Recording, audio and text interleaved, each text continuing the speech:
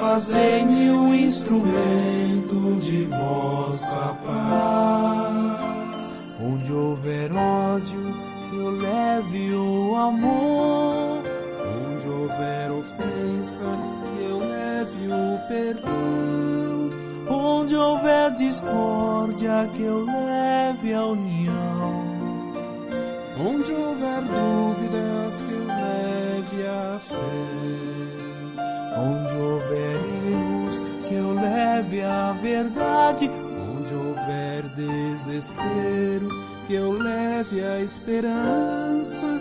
Onde houver tristeza, que eu leve a alegria. Onde houver trevas, que eu leve amor. Ó Mestre, fazei que eu procure mais consolar que ser consolado, compreender que ser compreendido,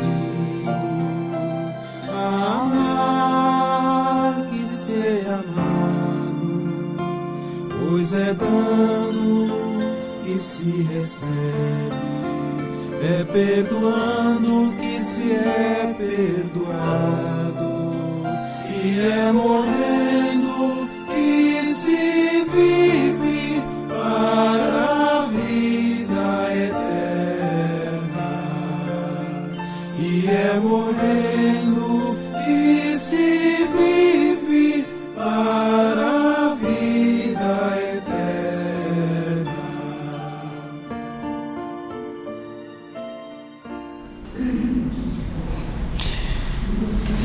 Boa noite a todos. Mais uma vez, obrigado pela presença de todos vocês aqui nessa casa.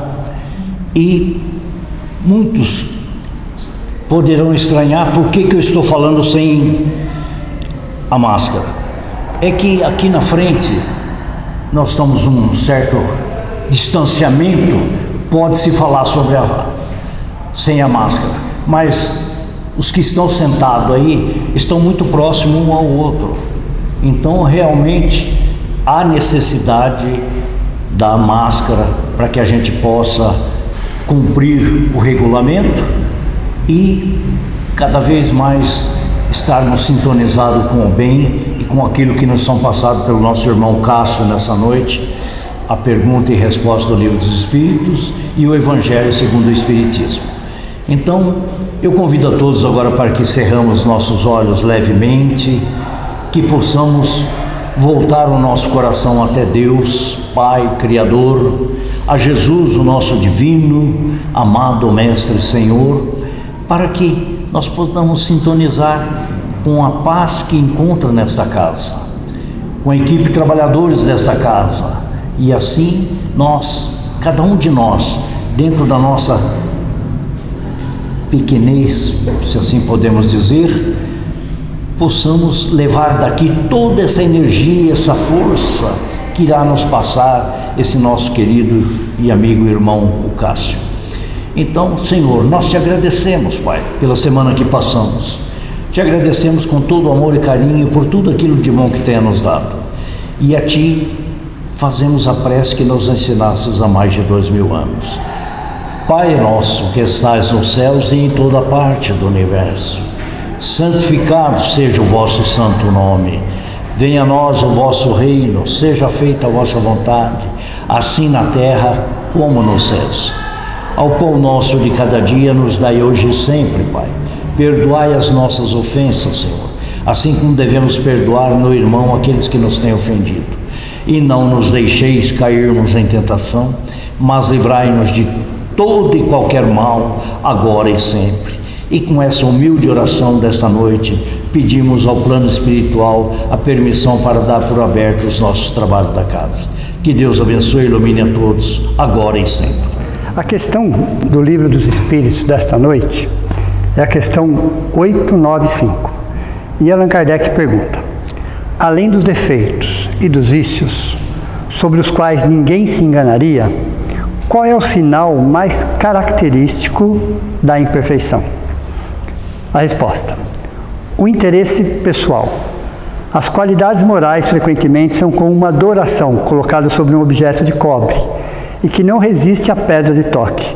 Um homem pode ter qualidades reais que o fazem para todo mundo um homem de bem, mas essas qualidades, ainda que sejam um progresso, não suportam sempre certas provas.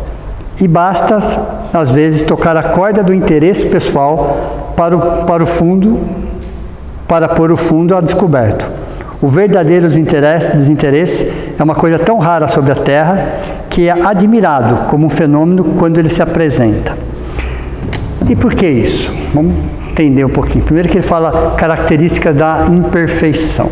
É claro que nós chegamos num momento evolutivo que a gente lê a palavra, mas a gente tem que entender um pouco além do que está escrito. Porque a palavra, às vezes, é um símbolo. E ela foi escrita no século XIX. Então a gente tem que entender, às vezes, um pouquinho o que ele quis dizer com imperfeição. Hoje, nós já sabemos que nós não somos imperfeitos. Nós somos perfectíveis. O conceito é outro. Imperfeito é um defeito de fábrica. Eu acredito que nós não saímos com defeito de fábrica, porque a fábrica é Deus. Ok? Nós somos espíritos perfectíveis, a caminho da perfeição, de uma perfeição relativa, claro, mas a caminho. Então, dentro dessa nossa característica de seres perfectíveis, encarnado num planeta de provas e expiações, o interesse pessoal é uma característica nossa. Muito ou pouco, mas ainda carregamos o interesse pessoal em tudo que nós fazemos. Existe algum erro, existe algum problema nesse sentido? Não, só que nós estamos deixando uma condição e querendo partir para uma outra condição. Se nós estivéssemos acomodados, como ficamos acomodados por algumas existências, isso não seria problema nenhum. O problema é que o nosso espírito já amadureceu um pouco mais, o nosso espírito quer mudar de nível, quer subir mais um degrau na sua ascensão espiritual. Então, algumas coisas que nos fazem bem, que nos trazem prazer, vamos dizer assim, né, já começam a nos incomodar. Porque o nosso espírito já percebeu que somos muito mais do que corpo. Nós somos muito mais do que os nossos 5 sentidos acabam percebendo. Então o espírito vai entrando num processo de maturidade, que ele percebe que as coisas materiais são importantes, claro que são, ok? Porém, nós somos muito mais do que isso. E então começa a ter um vazio existencial dentro de nós, na busca por algo que nós ainda não sabemos, mas sabemos que existe. Então essa característica da perfectibilidade, de ficar ainda apegado às coisas materiais, nós já vamos percebendo que ela não nos traz mais aquela satisfação que trazia até então. Então é um processo natural, evolutivo. E quanto mais apegado nós formos, maior é o nível do nosso sofrimento. E é interessante isso, né? Porque como espíritos ainda orgulhosos, egoístas, nós nos apegamos às coisas. De forma consciente ou inconsciente, nós ainda queremos que as coisas façam parte de nós. Tanto que quando a gente pergunta para alguém, qual é o contrário de apego? Todo mundo responde desapego, e não é. O contrário de apego é a indiferença. Por que eu me apego excessivamente a alguma coisa? Porque eu tenho medo de perder. Então eu me apego excessivamente a uma pessoa, a uma coisa, a uma situação. Eu me apego excessivamente porque eu tenho medo de perder. Aí eu vou para o outro extremo. E com medo de perder, eu não me apego em nada. Absolutamente. Em nada, porque eu sei que eu vou perder, por que eu vou me apegar? Então eu não me apego às pessoas, não me apego às coisas. Olha os dois extremos. Sendo que a base, a essência, é o medo. O medo de perder e o medo de perder. Interessante. O ponto ideal seria o desapego. O desapego, o ponto ideal seria o desapego. Como dizia Milor Fernandes, essa é uma frase dele: ter sem que o ter te tenha. Olha, interessante. Ter sem que o ter te tenha. Porque nós somos muito mais do que coisas. Então você pode usufruir, claro que você pode usufruir. Porém, entenda que isso são recursos pedagógicos para a sua evolução espiritual. Tudo são recursos pedagógicos para a nossa ascensão espiritual. Tempo, universo, matéria, existências, coisas, tudo são recursos pedagógicos para a nossa evolução espiritual. Eu posso usufruir de tudo isso, mas eu tenho que ter um sentido espiritual na minha vida, não somente um sentido material. Porque existe uma lei maior chamada lei da impermanência. O que é a lei da impermanência? Nada é fixo, nada é congelado, nada dura para sempre. Nada, absolutamente nada. Há todo um processo de transformação, de renovação. Então, à medida que a gente vai diminuindo, minimizando o nosso interesse pessoal, eu vou sendo muito mais espírito, muito mais individualidade do que personalidade. Olha, interessante. Uma das características do interesse pessoal, característica nossa, não tem nada de errado com isso. É quando nós temos a oportunidade de conversar com um espírito que está no degrau de cima, que eles estão sempre nos orientando de alguma forma. Deixem eles, vou usar a terminologia, tá? Querem deixar eles numa saia justa? Pergunta o nome deles. Eles não sabem. Sabe o que eles vão falar para você? Qualquer um. Qualquer nome que você escolher para mim tá bom. Percebam que para eles até um nome... Por que o nome? Porque o nome tem a ver com personalidade, tem a ver muitas vezes com apego, tem a ver com interesse pessoal. Então o nome ainda representa uma personalidade. Eles já estão vivendo muito mais uma individualidade. Para ele pouco importa o rótulo, pouco importa o nome. Para nós, nome, sobrenome ainda é importante, né? Para eles o menos importante é o nome. Tanto que aquele espírito que nós conhecemos com o nome de André Luiz, foi Chico Xavier que deu esse nome para ele. Quem sabe da história? Que era o nome do irmão do Chico Xavier.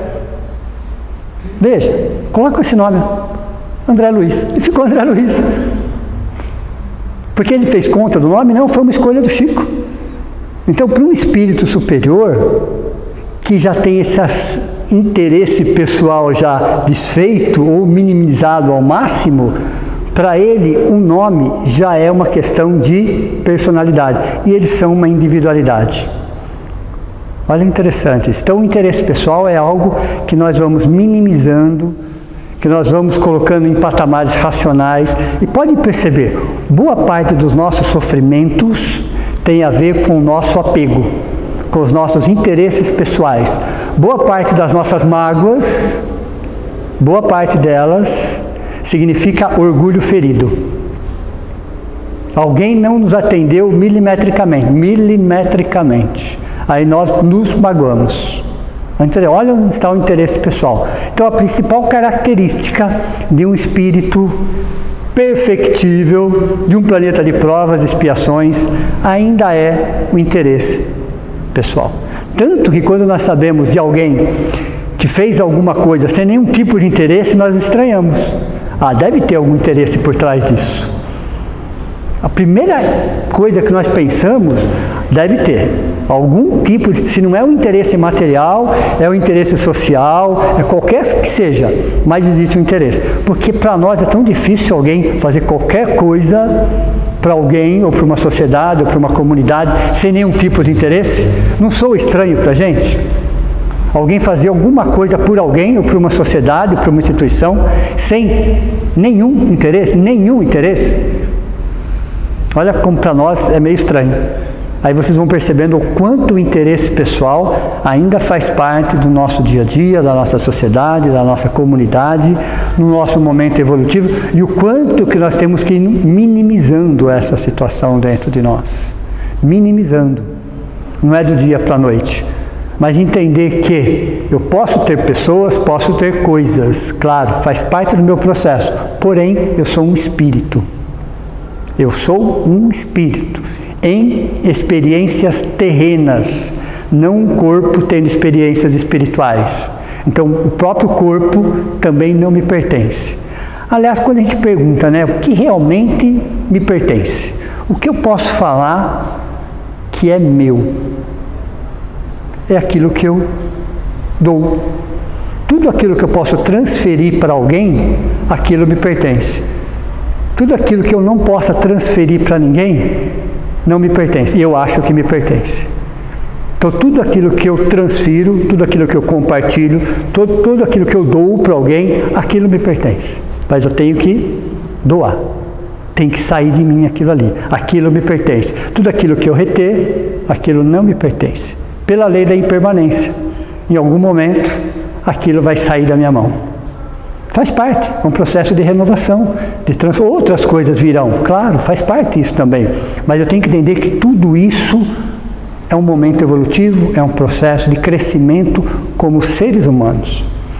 O Evangelho da Noite fala exatamente sobre fora da caridade não há salvação. Antes disso, a palavra era fora da igreja não há salvação. Aí Allan Kardec comprou uma briga enorme no século XIX, porque ele trocou a palavra igreja pela palavra caridade. O que aconteceu? Ele tirou a salvação de alguém e colocou na caridade, sem rótulos. Caridade não tem rótulo. Caridade significa o amor em ação. Então, independente se você tem uma crença, se você tem uma fé, se você participa disso ou se você participa daquilo, a caridade não tem rótulos. Então, fora da caridade não há salvação. Para o século XXI, a frase ficaria: fora do amor em ação, não há evolução. Estou falando a mesma coisa, mas aqui estou no século XIX e aqui estou no século XXI. Caridade é o amor em ação. Salvação, nós já ressignificamos essa palavra, ok? Então, fora do amor em ação, não há evolução. Então, o espírito, ele evolui quando ele coloca o amor para fora dele. Para fora dele. Ele precisa receber, mas ele precisa muito mais doar. E aí, dentro da parábola da noite, que fala sobre o bom samaritano, até vou ler o trecho da parábola, para explicar para vocês as entrelinhas dessa palavra.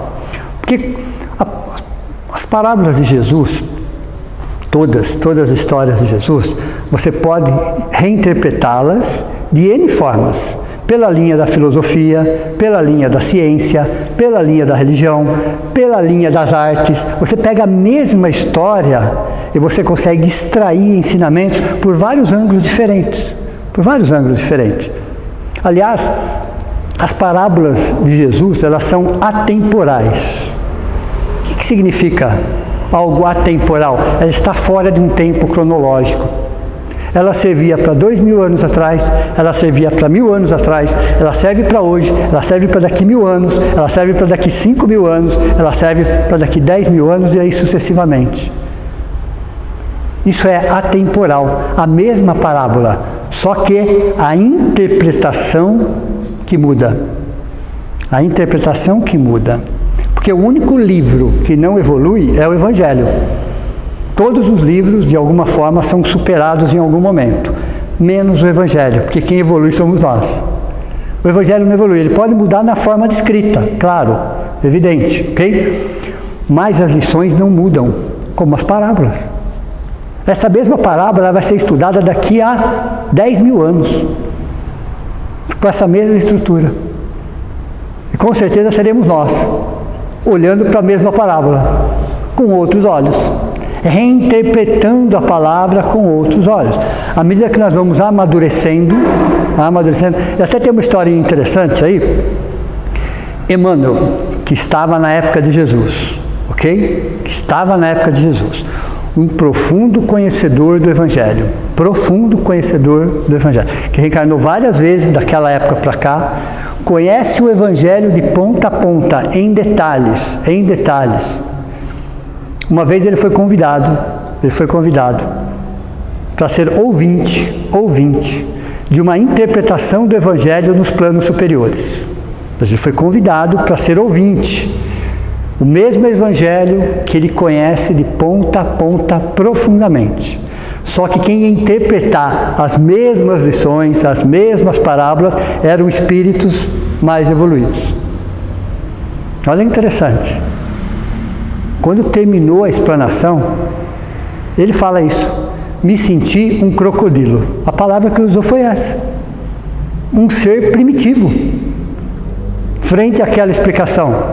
Frente àquele entendimento dos espíritos mais superiores. Porque a interpretação que eles deram era muito além do que eles conheciam. A mesma parábola. A mesma lição. O mesmo evangelho que ele tem conhecimento profundo. Perceberam então? Que daqui 10 mil anos a gente vai estar olhando para a mesma parábola? E a gente vai ter uma outra interpretação da parábola. Então, o Evangelho é o único livro que não evolui. Quem evolui somos nós. Então, eu vou ler o trecho da parábola aqui. Está aqui. Então, um doutor da lei, tendo se levantado, disse-lhe para o tentar: Mestre, o que é preciso que eu faça para possuir a vida eterna? Jesus lhe respondeu: O que é que está escrito na lei? Que ledes nela? Ele lhe respondeu: Amareis o Senhor vosso Deus de todo o vosso coração, de toda a vossa alma, de todas as vossas forças, de todo o vosso espírito, e o vosso próximo como a vós mesmos. Jesus lhe disse: Respondeste muito bem. Fazei isso e vivereis. Não contente com a resposta, ele diz assim: Mas esse homem, querendo parecer que era justo, disse a Jesus: Quem é meu próximo? Interessante, vou dar uma paradinha aqui. Quem é meu próximo? Vamos analisar essa pergunta pela linha da psicologia. Para ele não existia o próximo.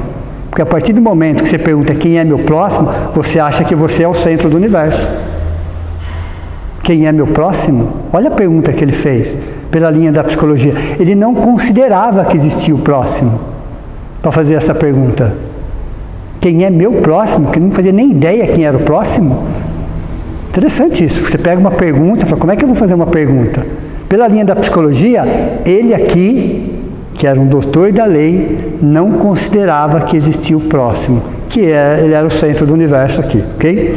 E Jesus, tomando a palavra, lhe disse: Um homem que descia de Jerusalém para Jericó caiu nas mãos de ladrões, que o despojaram, cobriram-no de feridas e se foram, deixando-o semi-morto.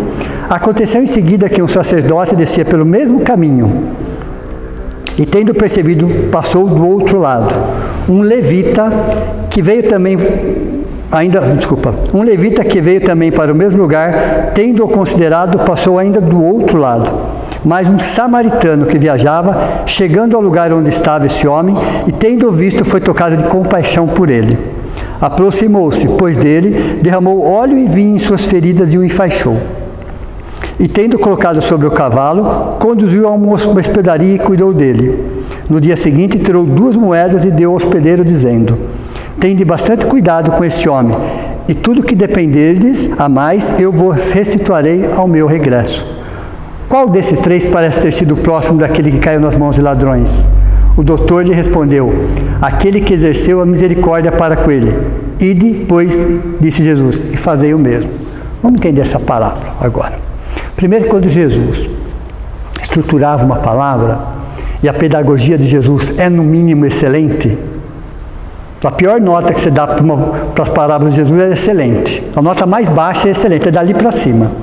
O que ele fazia, Jesus? Ele analisava o meio, ele analisava a vida daquelas pessoas, quais eram as referências daquele momento, e ele construía a história baseada na realidade daquelas pessoas que estavam vivendo naquela situação. Vou dar um exemplo mais fácil. Se ele estivesse no meio de pescadores, ele ia construir uma parábola que envolvesse pesca. Se ele estivesse no meio de agricultores, ele ia construir uma palavra que envolvesse agricultura. Então ele olhava qual era a realidade, qual era a necessidade, o que aquelas pessoas entendiam, e ele construía a história na hora, para ficar mais fácil, para ficar mais palpável, para ficar mais real. Então quando ele coloca assim: descia de Jerusalém, que na época era considerado, olha que interessante, Não é que Jerusalém era o ponto mais alto, mas eles consideravam, por orgulho, que Jerusalém estava acima de qualquer outra cidade para aquele momento, qualquer outra comunidade. Descia de Jerusalém para Jericó. Ele estava descendo. E quem desce se expõe aos perigos. Vocês começam a analisar que é uma parábola, é uma figura de linguagem, nós temos que entender qual é o significado dessas parábolas. E ele usa o samaritano, porque era um povo na época considerado desprezível, marginalizado. Então, toda vez que Jesus ia criar uma situação, ele buscava justamente aquelas pessoas marginalizadas, aquelas pessoas de menos valor para aquela comunidade. E ele criava a história para chamar a atenção exatamente disso. Exatamente disso. Então, o bom samaritano aí, quem é? É Jesus. Olha que interessante. Uma das formas de se interpretar essa parábola. O bom samaritano é Jesus. Quem é o homem que está descendo? É a humanidade cansada de ser saqueada, cansada, ferida de ser saqueada pelos doutores da lei. Qualquer semelhança para o século XX é mera coincidência. Então existem doutores da lei em todas as religiões, estou falando agora do século XXI, que estão muito mais preocupados com os valores mundanos, do que propriamente com a religião em si. Ok? Então não mudou muito, né? Parece que não mudou muito. Então existem religiões, existem sacerdotes, existem doutores da lei, para usar a mesma terminologia, em pleno século XXI, muito mais preocupado com valores materiais, com regras, com dogmas, do que propriamente com o sofrimento humano. É interessante, porque quando a gente começa a pensar assim, desculpe a analogia, da doutrina da prosperidade material, que você já deve ter ouvido falar em algum momento, em alguma religião, a gente pensa assim, se isso realmente é verdade, a maior frustração de Deus foi Jesus. Quando eu falo em prosperidade material, o que Jesus tinha, materialmente falando? Então, acho que foi a maior frustração de Deus, pensando na prosperidade material, religião para gerar prosperidade material. Então, a maior decepção de Deus foi Jesus. Porque ele próprio dizia que não tinha uma pedra onde colocar a cabeça, não era isso? É interessante isso, porque estamos no século XXI e existem os doutores da lei, alheio ao sofrimento humano, mas preocupados com dogmas, preocupados com a letra que mata, preocupados com prosperidade material, com orgulho, com arrogância, com prepotência, com valores sociais. Então, o bom samaritano é Jesus, o bom samaritano, ok? Simples, humilde, sincero. O viajante é a humanidade que vem descendo, que vem sendo machucada, que vem sendo ferida, que vem sendo saqueada pelos doutores da lei, que passam ao largo, olhando essa sociedade ferida, machucada, saqueada, mas passam ao lado. Como isso não tem nada a ver comigo, não foi eu que fiz isso. Sai completamente da essência das religiões. Todas, tá? Que a essência das religiões é espiritual, independente da religião. Tem que ser espiritual. Tem que ter o alimento da alma. Você pode até oferecer o alimento do corpo, claro, é evidente. Mas é o alimento da alma o mais importante nesse sentido. Okay? O que significa quando o bom samaritano passa o azeite sobre o corpo? É a fé. O azeite aí significa a fé, não a crença, a fé. Passa a fé. E o que significa fé? Significa entrega, significa confiança. Então, o que ele passa, o azeite, significa a fé. O que significa o vinho na parábola, já que é uma figura de linguagem? A sabedoria, o conhecimento, a essência da palavra, a essência dos gestos. Então, o azeite que passa pelo corpo daquele homem ferido e machucado é a fé. O vinho que ele derrama é a essência da palavra. O que significa os 2 denários, que é a moeda para a época, né? 2 denários, amor e sabedoria. Olha interessante. Os 2 denários aí na parábola significam amor e sabedoria. E quem é o hospedeiro? O hospedeiro é todo aquele que ouve a palavra. Que ouve, não o que escuta. Existe uma diferença entre você escutar e você ouvir. Nós escutamos com o aparelho auditivo. Nós ouvimos com a alma. É diferente. É muito diferente uma coisa da outra. Então o hospedeiro aí na palavra é todo aquele que ouve a palavra e que transforma a palavra em um gesto de caridade. Vamos lembrar de Francisco de Assis, quando ele estava bem velhinho, que ele já não podia sair mais, né? Ele chama os seus discípulos, que não eram muitos também, chama os seus discípulos, ele dá como se fosse uma orientação para os seus discípulos. Ide e pregai-vos, se precisar, usa a palavra. Olha interessante essa colocação.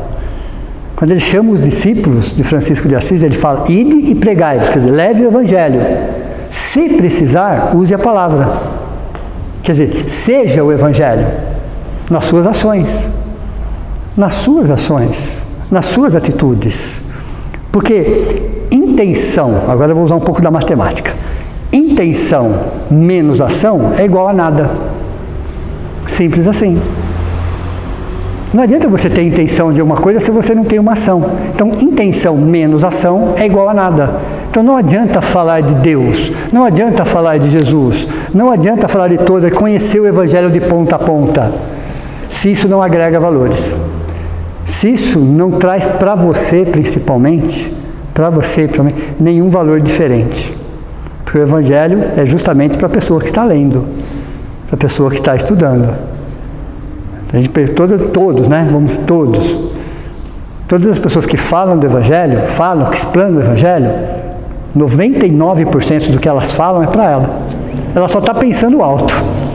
A diferença é que ela pensa alto, só. Mas 99,9% é justamente para quem está falando. Por quê? Se tivesse o Evangelho no coração, não estaria falando, estaria fazendo. Simples assim. Simples assim. Então, toda aquela pessoa que já tem o Evangelho, que já conheceu as bases do Evangelho, quando eu falo Evangelho, eu não estou dizendo de você conhecer todos os livros sagrados. Não, claro que não, é evidente. Nem precisaria. Aí eu vou lembrar um livrinho pequenininho, chamado Agenda Cristã. Agenda Cristã, Chico Xavier e André Luiz. Em uma das frases desse livrinho, ele fala assim, se você tem 2 semanas de conhecimentos cristãos, você já sabe com saciedade o que fazer. Acho que nós temos mais de 2 semanas, não temos? Acredito, pelo menos 2 semanas. Se você tem 2 semanas de conhecimento cristãos, você já sabe com saciedade o que fazer. Interessante isso. Então, não necessariamente eu preciso conhecer todo o Evangelho. Se eu conhecer, ótimo. Até uma questão de cultura também, de informação, de ampliar os meus horizontes. Como diria Sócrates, né, o filósofo, muito antes de Cristo, ele falava assim, só existe o mal, a ignorância, só existe o bem, o conhecimento. Então o conhecimento não ocupa espaço. Então nada contra você conhecer todo o Evangelho, todos os livros sagrados. Excelente para você, mas se você não transformar isso em ação, vai ficar só na intenção. Então intenção menos ação é igual a nada. É igual a nada. Então, a parábola do bom samaritano faz com que a gente reflita sobre isso. O que eu posso fazer para melhorar não só a minha vida? Porque existe uma diferença entre a pessoa egoísta, e nós todos somos, e a pessoa que começa a trabalhar o amor próprio. A pessoa egoísta, ela só pensa em si. A todo momento, a todo instante. Uma pessoa que está trabalhando no amor próprio também pensa em si. Veja, é diferente. Também pensa em si. Esse também significa o quê? Ela vai tentar melhorar a qualidade de vida ao seu redor. Vamos parar para analisar. O planeta Terra hoje tem aproximadamente 8,5 bilhões de habitantes encarnados.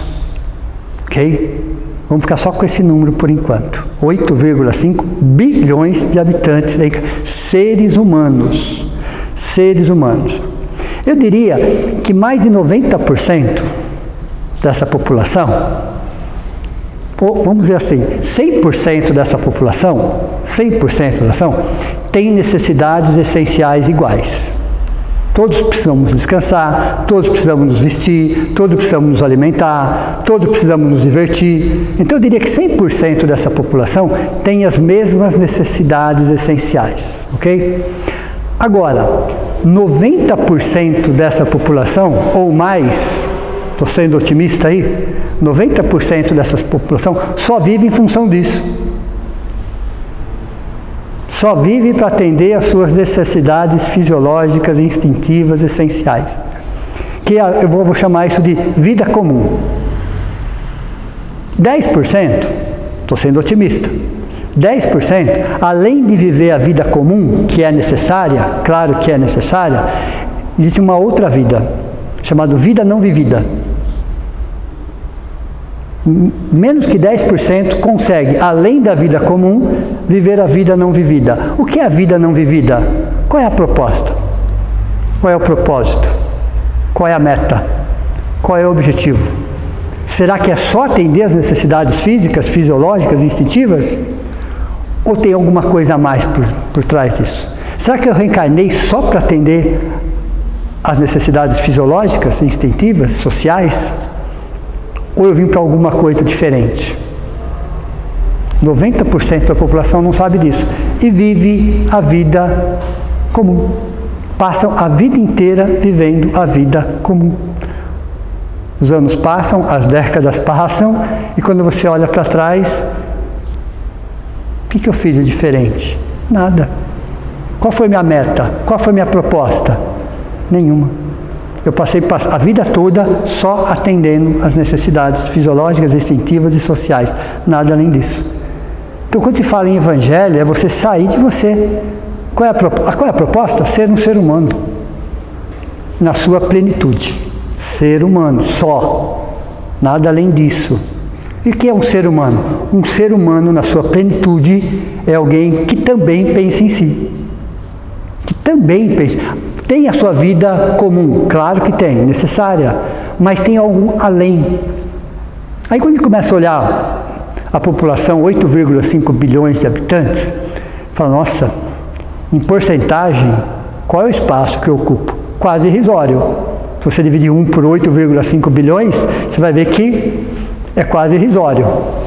Então, muitas vezes, numa visão equivocada, distorcida, fala, nossa, eu sou tão pequeno dentro desse contexto, talvez eu não faça falta nenhuma.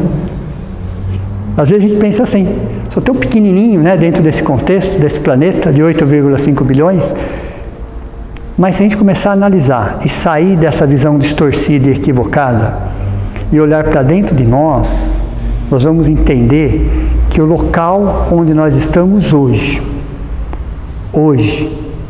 nós somos a pessoa mais importante do universo. Não tem ninguém igual a nós. Deus confia 100% em nós. Nós somos o plano A de Deus. Olha, interessante, porque se Ele me plantou aqui, é porque Ele confia no meu trabalho aqui. Eu sou o plano A. Nesse momento, nesse local, para essa necessidade, eu sou a melhor pessoa do universo. Às vezes nós temos que pensar assim, porque assim tem que ser pensado. Então o Evangelho de Jesus, eu falo o Evangelho de Jesus, né? É uma outra distorção, porque não existe Evangelho de Jesus, porque o próprio Jesus é o Evangelho. Então às vezes a gente se perde também nas palavras, o Evangelho de Jesus. Não existe Evangelho de Jesus. Jesus era o Evangelho. Ele era o Evangelho corporificado, materializado. Ele era o Sermão da Montanha corporificado, aquilo na forma humana. Como seria o Sermão da Montanha na forma humana? Jesus. Como seria o Evangelho na forma humana? Jesus. Simples assim. Ok? Então, às vezes, a gente também se enrosca das palavras. Mas se a gente entender a essência, nós vamos perceber que todos os dias, nós somos chamados pela nossa consciência a ser um pouquinho melhor. A fazer algo de positivo. Não exatamente só para nós, mas para quem está à minha volta. Na minha casa, no meu trabalho, na instituição que eu frequento, no bairro onde eu moro, não importa. Eu preciso agregar valores. Eu preciso ser diferente. Não para os outros. Não para os outros, mas para mim. Então a parábola do bom samaritano mostra exatamente isso. Exatamente isso. A oportunidade que nós temos de minimizar o sofrimento de alguém, conhecido ou não, não importa. A oportunidade que nós temos de fazer algo diferente, dentro das nossas possibilidades, dentro do nosso conhecimento, dentro daquilo que a gente consegue fazer. Jesus, Deus, jamais vai pedir 1 milímetro a mais daquilo que a gente pode oferecer. Isso vocês podem ter certeza. Está milimetricamente compatível com o nosso momento evolutivo. Milimetricamente. Não há erros. Não há erros. E se ele precisar de algo a mais, ele vai mandar reforço. Vocês podem ter certeza. Se ele precisar de nós para algo diferente, algo que a gente desconfie, vamos lembrar um pouquinho mais de Teresa de Calcutá, que ela tem uma frase assim, interessante isso. Eu gostaria que Deus não confiasse tanto em mim. Olha interessante. Olha o tamanho da obra dela. E ela se sentia um ser humano. Olha, é natural, somos seres humanos, somos perfectíveis, ela também era. Mas se Deus confiou, porque confiava nela. Eu sei que Deus confia em mim, eu só esperava que ele não confiasse tanto. Olha interessante isso. Às vezes a perna treme, sem dúvida.